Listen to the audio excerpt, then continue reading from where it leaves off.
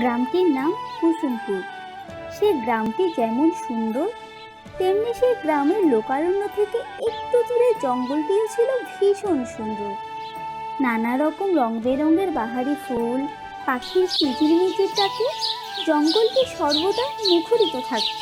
গ্রামের মানুষেরা জঙ্গলটিতে বেড়াতে আসতো।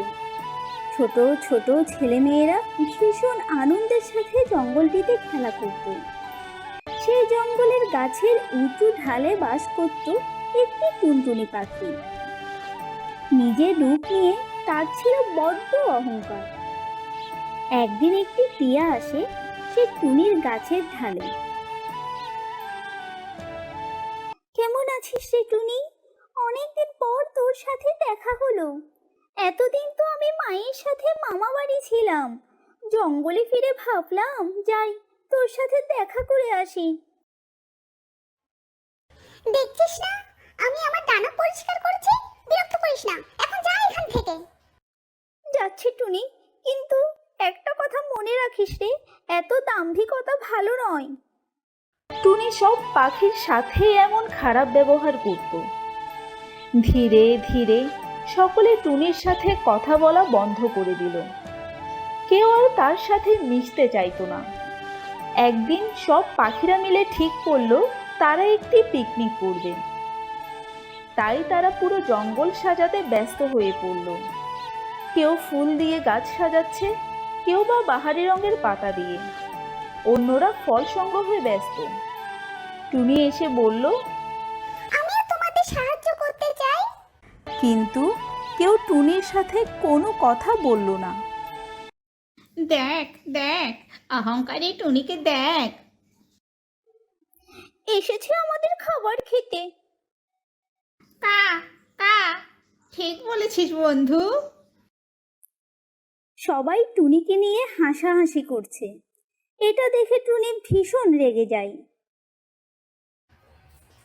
তোমরা নিজেদের কি মনে করো আমি এই জঙ্গলের পাখিদের মধ্যে সবচেয়ে সুন্দর, তাই তোমরা আমাকে হিংসে করো?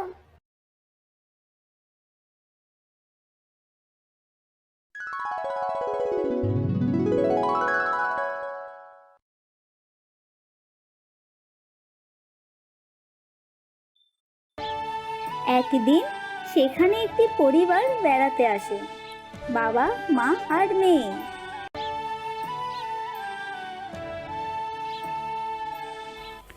বাবা, জঙ্গলটা কি সুন্দর! কত রকম গাছ, ফুল আর পাখি। পাখিরা কি সুন্দর ডাকছে। হ্যাঁ মা, সত্যি জঙ্গলটা খুব সুন্দর।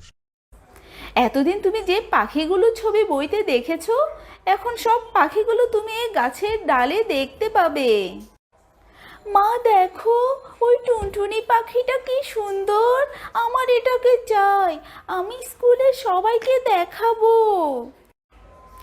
হ্যাঁ গো, আমার পাখিটাকে খুব পছন্দ হয়েছে।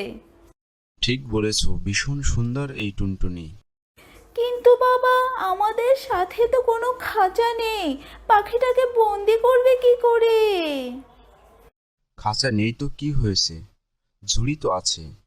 আগে মাটিতে খাবার ছিটিয়ে দেই, খাবার দেখে আপনা আপনি পাখিটা এখানে চলে আসবে, তারপর ঝুড়ি দিয়ে ঢেকে দেব।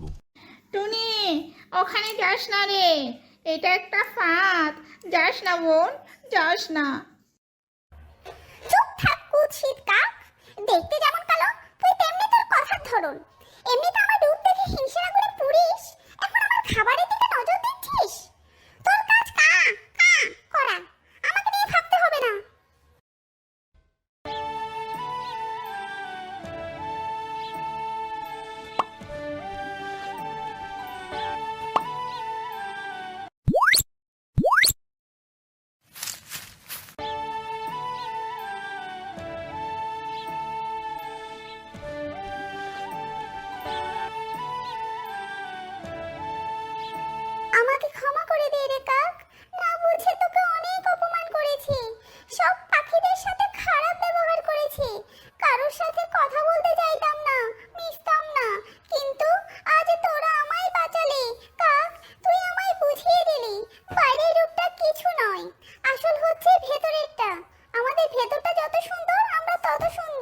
তুই বুদ্ধিমান, আমি বোকা, অহংকারী, ক্ষমা করে দে।